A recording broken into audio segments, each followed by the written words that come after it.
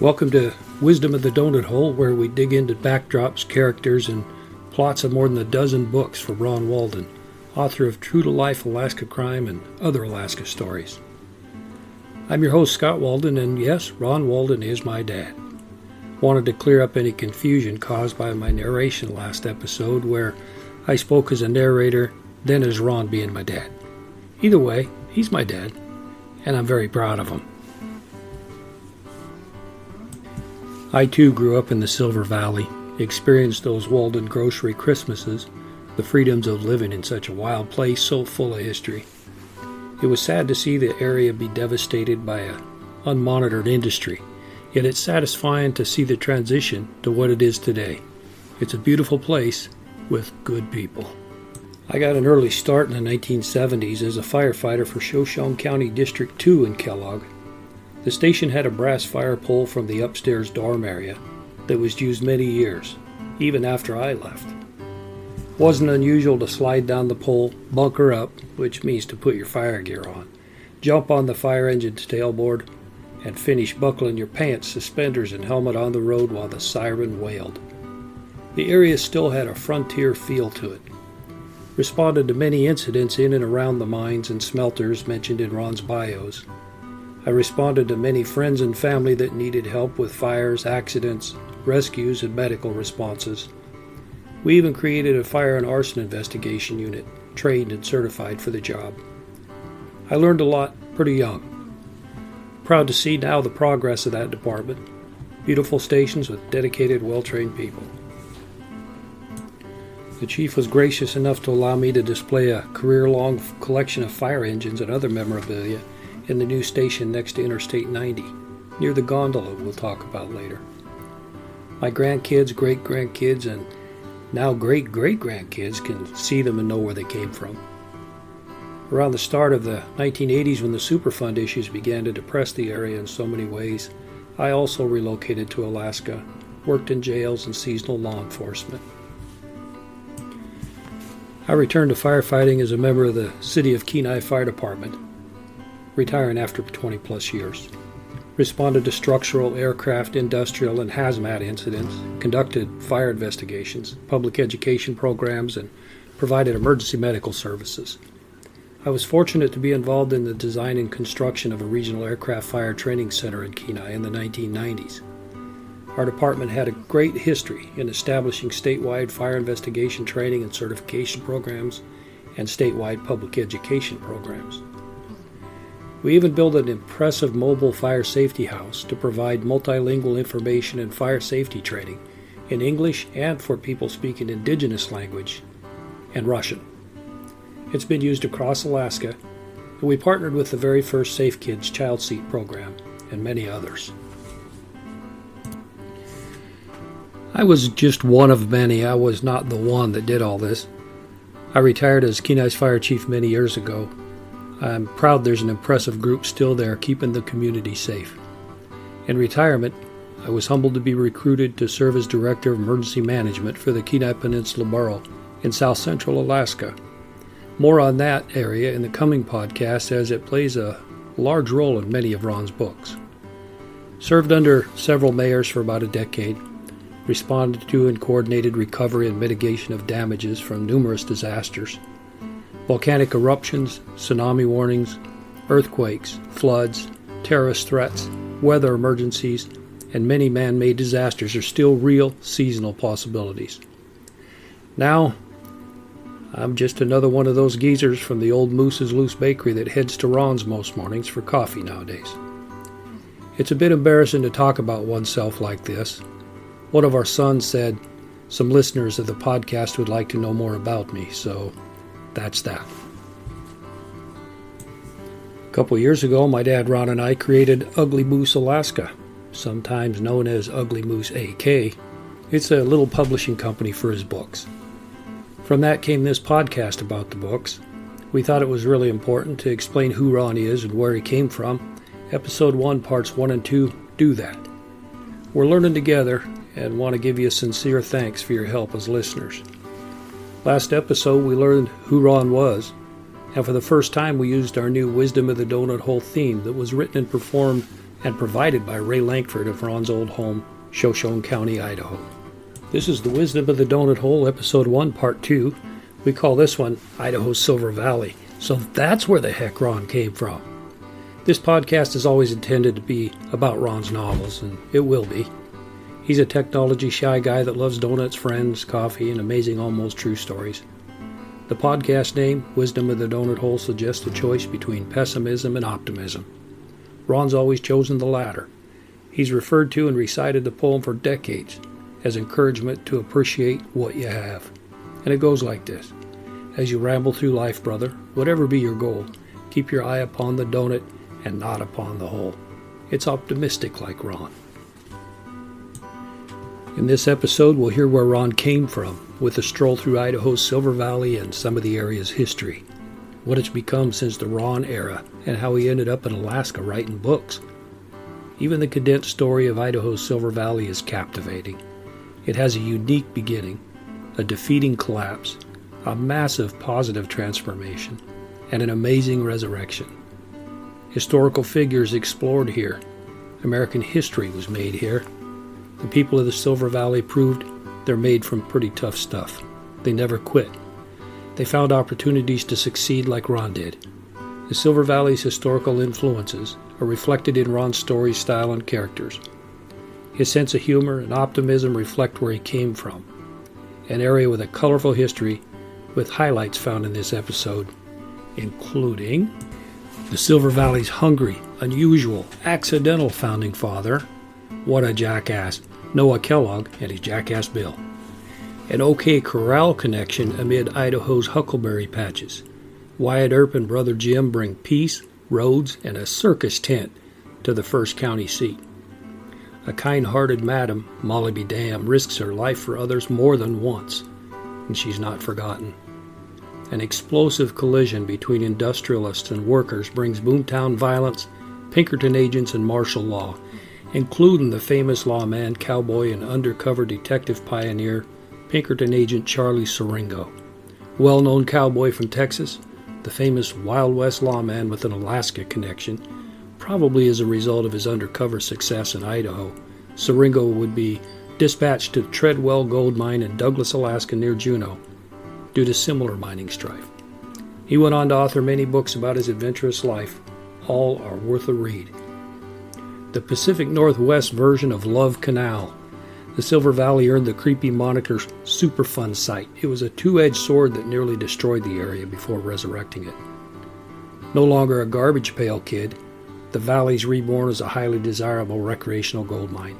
A story of resilience and recovery. Mines prosper again. Rivers run clear again. Mountains have trees again. And that fog is now just fog. It's no longer smelter smoke, as in the days of Ron's youth. The Rails to Trails program rises to recreational prominence with the death of the railroads and birth of bike trails. And the longest gondola in North America takes recreation and tourism to a higher level. All in this episode, you'll hear how it happened in the story of the Idaho stomping grounds of Alaska's true-to-life crime author Ron Walden and what became of North Idaho's Silver Valley after he moved on. Beginning next episode, we'll delve into his books, characters, and plots.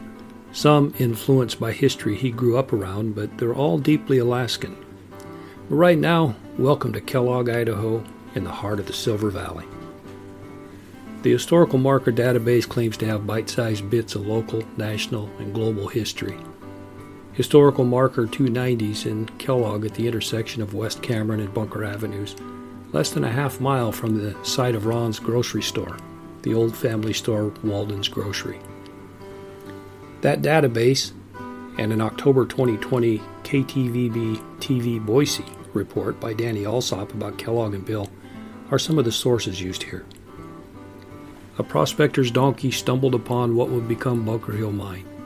That led to the founding of the city of Kellogg, a small town at the base of a ski area that probably wouldn't have been founded if not for a hungry jackass named Bill.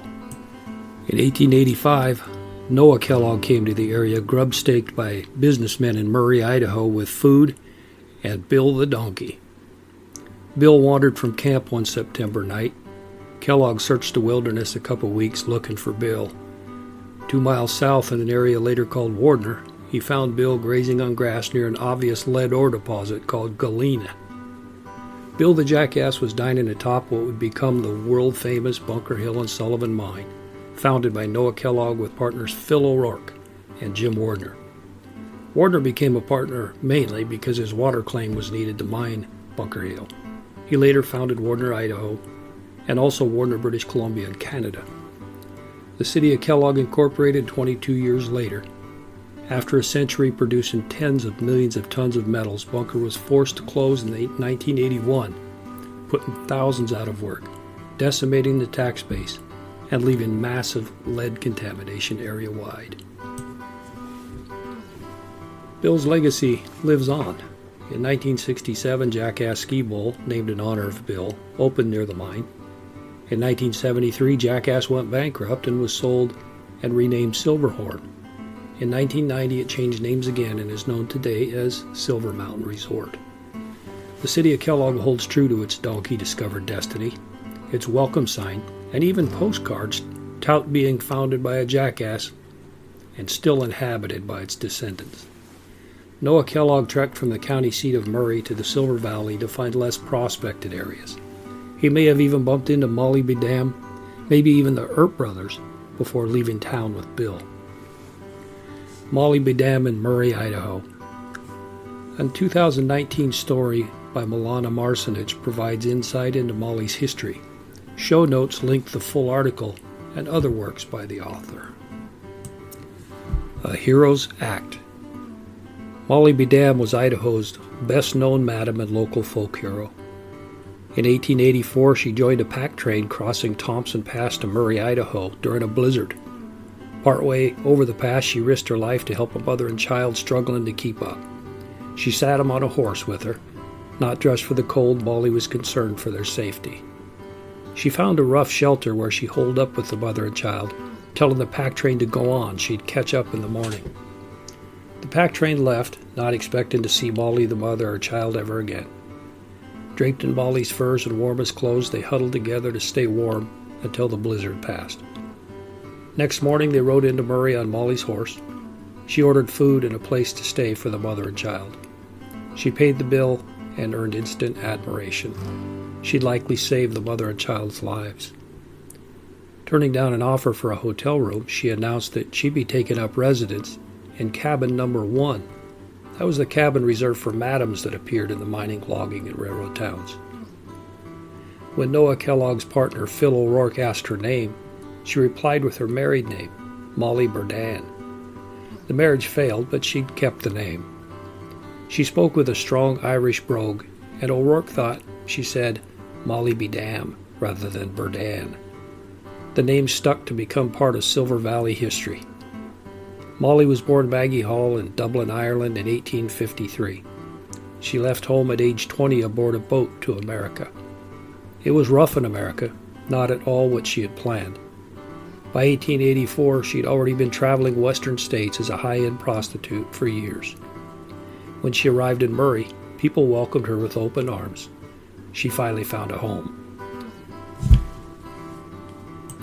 Molly was the proverbial prostitute with a heart of gold.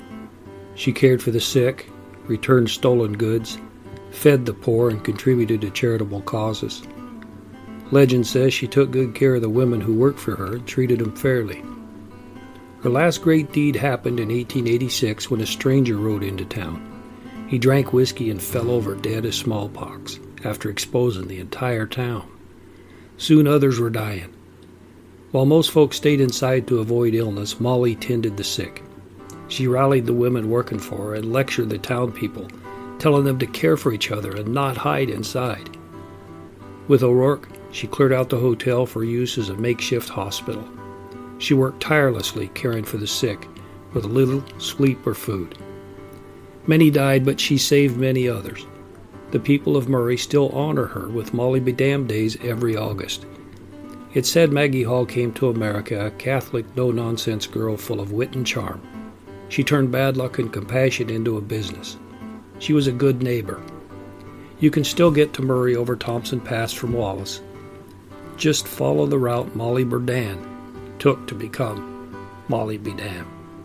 Wyatt Earp, Business in Idaho by Casey Teffertiller, October 2018. HistoryNet.com is the source used here. Show notes has more information. Saloon owner and lawman turned road builder. Most of Idaho's panhandle was settled by Lemhi Shoshone Indians. Sacagawea, who guided Lewis and Clark from North Dakota across Idaho in 1804 and 05, was of that same tribe. Miners found gold near the Clearwater River in 1860. That gold rush continued through 1875. Among prospectors going north for gold was A.J. Pritchard. He found gold in the creeks near Murray, Idaho in 1883. Later that year, prospectors in Burke Canyon near Wallace found gold in Canyon Creek. That was soon followed by hard rock miners cutting drifts into mountains for other precious ores. Dozens of mines and processing mills opened. A rail line along the Coeur d'Alene River's South Fork hauled people, equipment, and ore. Families migrated to the area. Trees were stripped from hills. Air became hazy and rivers mucky with mine tailings. Most flat ground was buried under blasted rock and waste. The string of towns near mines became known as the Silver Valley. Even legends like Wyatt Earp needed to make a living. That's exactly what brought Wyatt and his brother James to Coeur d'Alene territory. They landed in Murray and Idaho territory during the 1884 gold rush, prepared to make money. They brought a circus tent 45 feet high and 50 feet across to serve as a dance hall they'd call the White Elephant Saloon. The Coeur d'Alene Weekly called it the largest, finest saloon in the Coeur d'Alenes. The Earps served the most basic needs: barrels of whiskey to lubricate thirsty miners and swirling women to keep them entertained. The Earps settled in, running the saloon and taking on other duties. Wyatt was appointed deputy sheriff of Kootenai County, a complex situation as the district was claimed by both Kootenai and Shoshone County since the legislature hadn't determined any boundaries yet. The job definitely had its risks. In March 1884, two groups of men disputed property ownership and chose guns over courts. The Spokane Falls Review reported about 50 shots were fired before Jim and Wyatt stepped in, writing, "With characteristic coolness, they stood where bullets from both parties flew about them. They joked with participants upon their poor marksmanship, and although they pronounced the affair a fine picture, used their best endeavors to stop the shooting." Shoshone County Deputy Sheriff Hunt arrived shortly to quiet the battle. He encouraged both sides to have a smoke and reach an understanding. The only casualty was an onlooker shot through the fleshy part of a leg. Decades later, researcher Tom Galmer discovered Wyatt Earp had become a road builder during his short stay.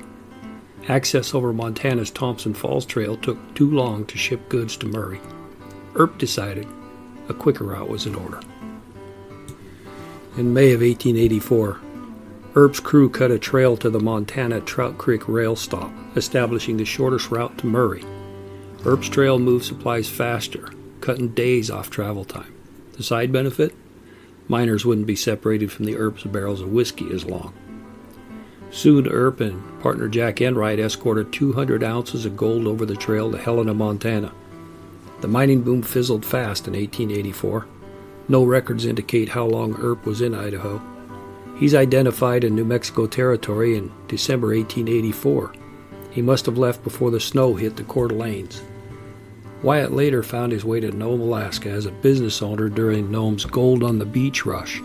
Then he sailed south to California to live out his days. Ron Walden wrote a novel about a fifth-generation descendant of Earp.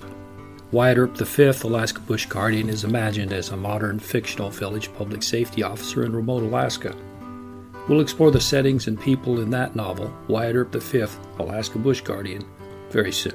The string of towns near mines became known as the Silver Valley. The Silver Valley labor unrest, natural calamities, workplace tragedies, and environmental injuries would become unmatched by any other region in the U.S., maybe even the world. A vicious war between miners and owners over pay, safety, and unionization lasted from the 1880s through the 1890s. Bombings, kidnappings, and murders were common until quelled under martial law.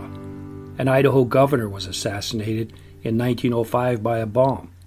Union organizers were charged with murder, but acquitted in 1907. Owner cabals, the Dynamite Express, Pinkertons, and martial law were all volatile components of two major uprisings as workers struggled with high risk and low pay.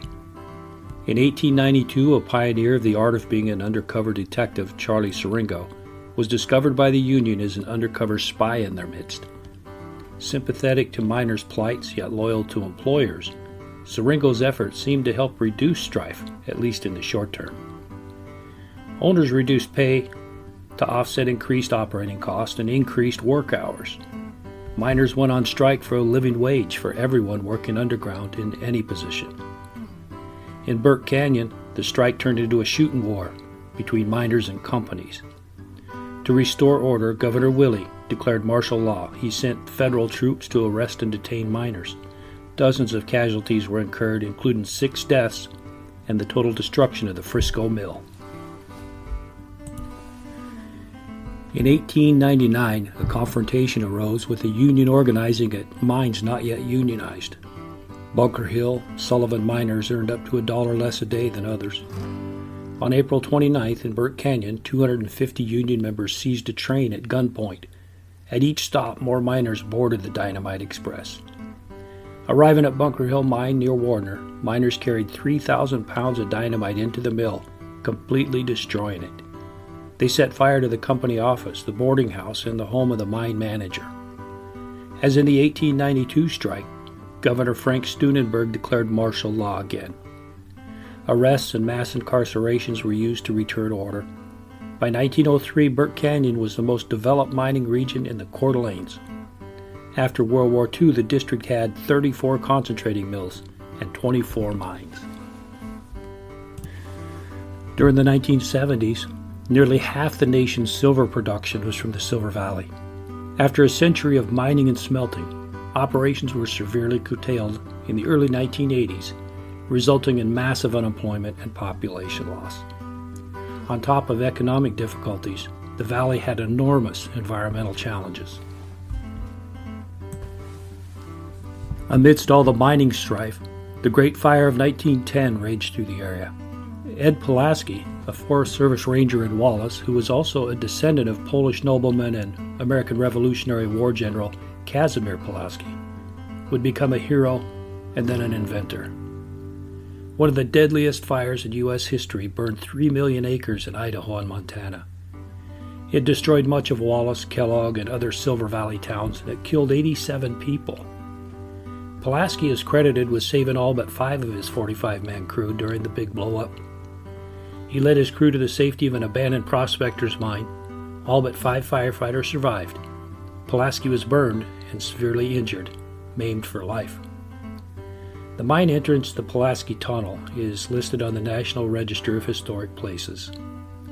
In 1911, Pulaski invented the Pulaski tool, a wildland firefighting hand tool in use today. Milwaukee Railroad engineers saved about 600 folks from the same flames by stopping their trains in the safety of long tunnels during the fire. Those tunnels are now part of the Rails to Trails hiking and biking program that we'll talk about later in this podcast. The Sunshine Mine Disaster. The disaster began on day shift, May 2, 1972, resulting in carbon monoxide poisoning deaths of 91 men. The mine closed for 7 months after the fire. It was one of the worst mining disasters in American history, and absolutely the worst in Idaho's history. One of Ron's in-laws and several friends were killed that day. 2 friends were the only survivors. The memorial found at the intersection of Silver Road with Interstate 90 at the mouth of Big Creek Canyon is a moving tribute to those men and their families. The Superfund Site Designation. This designation was decades in the making. Bunker Hill's lead smelter air pollution control equipment failed in the 1970s, but smelting continued for years in spite of the failed systems. Contamination of air, water, and soil was bad. Human lead levels soared, with concentrations affecting central nervous systems. In 1981, federal agencies began to address health risks. Inspectors combed the mines for violations. Global markets capsized and Bunker Hill's lead operations closed. eliminating 2,000 jobs. The valley's population, employment, income, and prospects collapsed. Over 6,000 people, a full third of the county population, simply left. For years, North Idaho led unemployment, poverty, suicide, and hit the bottom of income charts. Uncontrolled processes ignited the era of the designated Superfund site. Superfund was a federal, industrial, and local effort to create economic, health, and environmental priorities. In 1983, the Silver Valley became one of the nation's first Superfund sites, one of the country's largest, most complex, and expensive projects. Polluters were compelled to clean up after themselves under strict supervision and guidelines. 40 years later, the project expanded from 21 square miles to over 1,500 square miles of mine sites and sediments full of heavy metals. Lead contamination was scraped from 3,500 properties in and around the city of Kellogg. Residential yards were excavated, while work continued to identify and stop seepage of toxic metals into watersheds of the Coeur d'Alene River and Lake Coeur d'Alene. The massive project met local resistance because of sheer scale, immense cost, and new, barely understood science. The intrusive presence of federal managers was viewed as demoralizing, curbing new development with a stigma of toxicity. The results, though, were impressive. Communities of Kellogg, Wallace, Coeur d'Alene, and Harrison are thriving now. Restoration returned the area to healthy, natural habitat. Success is seen with the return of tundra swans, even pelicans and fish. Mountains have trees. A thriving lumber industry exists, and clear water fills rivers and lakes. Along with mining, the Silver Valley forged a future on recreational tourism and light manufacturing. The Rails to Trails hike and bike successes. The Trail of the Coeur d'Alene's hiking and biking trails opened in 2004. On the route of an old Union Pacific rail line, it's one of the nation's finest Rails to Trails assets. The 73-mile route is smooth asphalt for all abilities. It winds through mountains from Mullen, Idaho, in the historic Silver Valley, into Chain Lakes regions. Then along the shore of Lake Coeur d'Alene over historic Chatcolet Bridge, and ends with a climb up the northern Palouse Prairie and onto Plummer, Idaho. Trail users can continue along a bike path in Washington to Spokane. Mountains, forests, farms, wetlands, rivers, and lakes line the entire beautiful route. The other rail-to-trail success, the Route of the Hiawatha, the crown jewel of rail-to-trail adventure, starts through the 1.6-mile Taft Tunnel along the mountain crest at Lookout Pass ski area. This family-friendly trail is easily enjoyed by all ages and abilities. In the late 1800s, Milwaukee Railroad expanded west to gain the West Coast markets and the Pacific Rim trade. 9,000 men from across the world built the extension between 1906 and 1911. Freight and passenger service began in July of 1909, and settlements sprouted up all around it. The last passenger train, the Olympian Hiawatha, passed through in 1961. The last train west of Butte, Montana, passed through in 1980. After that, the rail line was abandoned. The Route of the Hiawatha is now a scenic mountain bike and hike trail 15 miles long, with 10 large, dark train tunnels, 9 that you ride your bike through, and the longest gondola in North America by Chad Albright, www.itstartedoutdoors.com, is an info source used here, and there's more information in the show notes. Amazing tourism and recreation. Mountaineering's not for everyone, but that doesn't mean you can never reach a summit and breathe clean alpine air. Luckily, the gondola lift exists, base to summit in minutes. Idaho's been on the forefront of alpine technology since the 1900s. The first ever ski lift was installed in Sun Valley. 100 years later, Idaho continues to make life easier for skiers and sightseers with the longest gondola in North America on Silver Mountain in the small town of Kellogg, Idaho. When the mining industry collapsed, Kellogg turned to tourism and recreation as new resources. In 1990, Silver Mountain Resort was built next to Interstate 90, and the longest gondola in North America opened. At about 3 miles, the ride to the top takes a little over 30 minutes. It's smooth, relaxing, and definitely exciting. Silver Mountain has 67 ski runs for all skill levels. For winter lovers with no sports ability, there's a tubing park at the top next to the gondola. Summer concerts sometimes happen at the mountaintop, and bike trails are open in the summer on downhill trails. If you just want to ride the longest gondola in North America for incredible views, ask for a scenic ride ticket.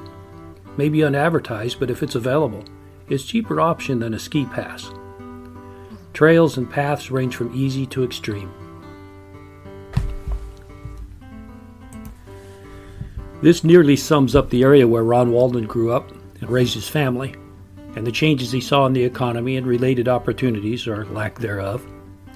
Superfund site to recreational heaven, the Earp brothers to Molly Madame, Pinkerton agents to martial law.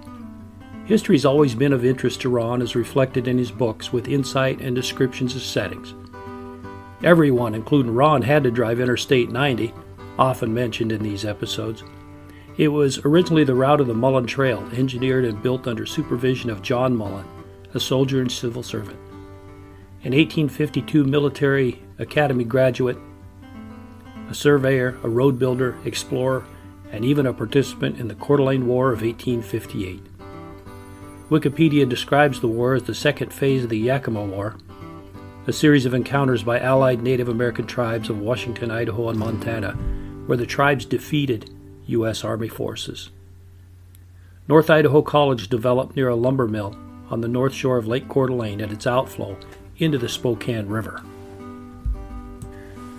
The campus encompassed an Army fort renamed for General William Tecumseh Sherman of Civil War fame. Sherman recommended the site after an inspection tour in 1877.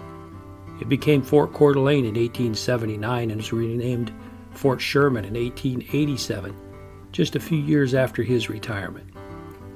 The fort was unoccupied during the Spanish-American War in 1898 and was soon abandoned after that. Fort Sherman is now part of the campus of North Idaho College.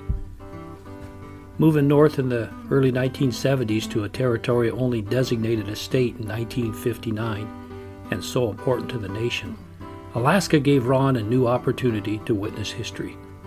He contributed to development and security of the Alaska Pipeline, working at pump stations in the remotest areas of Alaska, and he drove long-haul supply runs between Fairbanks and Deadhorse during the Alaska Pipeline construction days.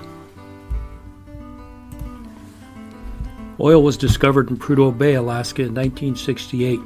The 48-inch wide steel pipe was ordered from Japan in 1969. U.S. manufacturers simply didn't have the capacity at the time. Legal and environmental issues delayed construction about another 5 years. Pre-construction work began during 1973 and 74. This phase included camps for workers, road construction, and bridges where none had ever existed. Construction along a carefully planned right-of-way, avoiding difficult river crossings and wildlife habitats, took place between 1975 and 1977. The United States needed a domestic oil source due to steep rises in foreign oil prices. The pipeline filled that need. As the economy and environment in the Silver Valley hit an all-time low, Ron saw opportunities in Alaska in the early 1970s. The Prudhoe Bay oil boom and its construction jobs, with improved pay, created the real possibility of a renewed life, with a home near a salmon-filled river in Alaska as part of that new start. He was hired by a guy named Fuzzy to work as a carpenter. Later, Ron drove long hauls to the oil fields of Prudhoe Bay, part of the workforce that built the Trans-Alaska Pipeline. 800 miles long and 48 inches in diameter, it's a true feat of engineering. Engineers overcame extreme sub-zero cold and even high temperatures across much of the pipeline's route through the last frontier. The process considered expansion and contraction of materials and soils. It adopted and even created unique designs and processes for pipe fitting, welding, insulation, stabilization, protection of wildlife and migration routes, and other environmental concerns. The rise and fall of permafrost, the permanently frozen subsoils in the Arctic, along with the warmth and weight of slow-moving crude oil, were major obstacles also overcome. 12 pump stations, along the 800-mile route were built to successfully flow the crude oil. Many years later, after retirement from the Alaska Department of Corrections, Ron provided security at a couple pump stations, places he may have even hauled pipe to during construction in the 70s. There were hundreds of miles of feeder pipes. A terminal was built in Valdez, Alaska to store crude and load large tankers for distribution to refineries. High wages, long hours, free housing and camps attracted tens of thousands of workers from all walks of life. The first barrel of oil traveled the pipeline during the summer of 1977. Full-scale production went live by the end of that year. In a future podcast, we'll have more pipeline history and episodes about Cinch Knot, Ron Walden's very first book. The goal of these first episodes has been to familiarize readers with Ron and to explain who he is and where the heck he came from, to establish the flow of future podcasts based on his many books. Until the next episode, where we look at people, places, wildlife, and history in Ron's latest book, The Fishing Hole and Alaska Bear Tale, remember these things. The wisdom of the donut hole, it's optimistic. The Moose's Loose Bakery is where this storytelling began. National Donut Day because, well, donuts. And that random day every fall when a new Ron Walden book is released. His new novel, The Fishing Hole and Alaska Bear Tale, is on sale wherever books are sold, including your hometown bookstores and online. Ask for them if you don't see them. Episode 2 is going to delve into this new novel for a front and center look at locations, people, wildlife, and history that made the story possible. And that book's amazing cover, well, that has a story of its own. Then we intend to return to the very beginning with his very first novel from 1996, Cinch Knot, Pigs, Politics, and Petroleum, the multinational plot to nuke the Trans-Alaska Pipeline. We plan to release new episodes monthly, more frequently as we can. Check your favorite podcast platform for updates and new episodes. We're found on iTunes, Spotify, Amazon Music, YouTube, Samsung, iHeart, Audible, and more. Please subscribe and like our programs. Order your books today. Check out ronwalden.com for a look at covers and a synopsis of each book. I'm your host, Scott Walden. Thank you for listening. Read Ron's books and visit Alaska. Podcast episodes and show notes are posted at wisdomofthedonutholeblog.blogspot.com. Special thanks to Ray Lankford for the show's new theme music titled The Wisdom of the Donut Hole Theme, an instrumental written, performed, and provided with permission by Ray Lankford of Shoshone County, Idaho. Look for more of Ray's music on his website, Ray Lankford Music and Writing. Thanks for listening.